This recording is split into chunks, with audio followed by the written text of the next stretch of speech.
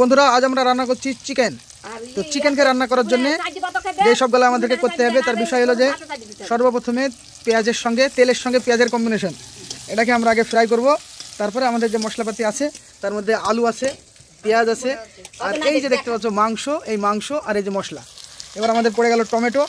এই টমেটোটা সুন্দরভাবে মেল্ট করার পরে যখন এটা টমেটোটা গলবে গলবে ভাব হবে তখনই আমরা দিয়ে দেবো মাংস।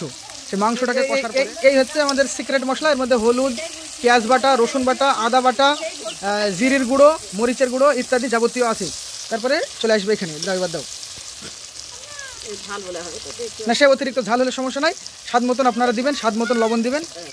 বাকি সমস্ত মশলা আমার এখানে চলে আসলো। সমস্ত মশলা চলে আসার পরে এবার চলে আসবে চিকেনটা। মশলাটাকে কিছুক্ষণ লাড়তে হবে, লাড়ার পরে যখন মশলাটা পাকবে একটা সেন্ট আসবে আলাদা একটা, তখনই আপনার মাংসটা এখানে দিতে হবে। একটা আলাদা একটা সুন্দর কালার আর একটা সুঘ্রাণ আমরা শুনতে পাচ্ছি। তারপরে এই যে চলে আসলো আমাদের চিকেন। তো এই চিকেনটাকে এবার আমরা কড়াতে কষতে শুরু করব। আস্তে আস্তে কষতে হবে কড়াই, হ্যাঁ আস্তে আস্তে এবার এইরকমভাবে কষাকষি শুরু হয়ে যাবে।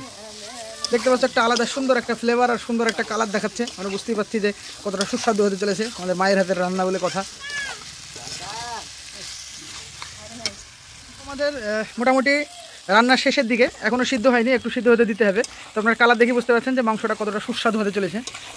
এই যে দেখতে পাচ্ছ খুব সুন্দর লাগছে দেখতে। তো এইরকমভাবে রান্না করতে হবে স্টেপ বাই স্টেপ, তাহলে আমরা সুস্বাদু চিকেন রান্না পেয়ে যাব নিজের হাতের কাছে। খুবই অতি অল্প সহজের মধ্যে, অল্প সময়ের মধ্যে। এই যে আস্তে আস্তে এটা ফুটছে, এতে পানি অথবা অন্য কিছু অ্যাড করার কোনো দরকার নেই। নর্মালি আমরা মানে গ্রামের যে স্টাইলে চিকেন রান্না করা হয় ওইরকমভাবে এটা রান্না হবে।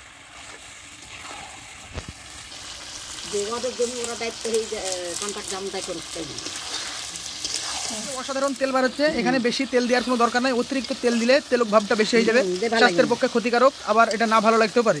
তো পোলট্রির মাংসতে যদি মুরগি বয়স্ক মুরগি হয় তাহলে তার চামড়া থেকেই যে তেলটা বার হয় ওটাই খুব বেশি অতিরিক্ত হয়ে যায়। আমরা তো পানি দিইনি, অতিরিক্ত তেলও দেওয়া হয়নি।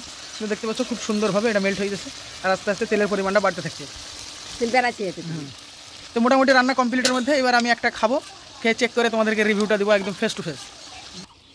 এই হলো যে আমি চেক করার জন্য যে মাংসটা নিলাম, এবার আমি খাবো, খাওয়ার পরে আমি তোমাদেরকে জানাবো যে কতটা সুন্দর হয়েছে। আর এই হচ্ছে আমাদের ছাদ বাগানের আম গাছ। এই আম গাছটা প্রচুর পরিমাণে মোল ধরেছে। এখনও আম কতটা আসবে কি বলতে পারা যাচ্ছে না, এখনও সম্পূর্ণ উপরওয়ালার হাতে। যদি ঝড় বৃষ্টি না হয় তাহলে প্রচুর পরিমাণে আমের ফলন দিবে, আর যদি এর মধ্যে ঝড় বৃষ্টি হয়ে যায় তাহলে তো আর বলার কিছু নাই। এখানে ছোট্ট করে একটু আমরা ছাদ বাগান করে থাকি।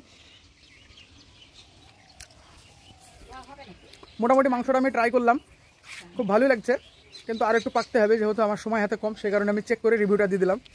তাছাড়া যা যা জিনিসপত্র দেওয়ার দরকার A to Z ঠিকঠাকভাবে দেওয়া আছে।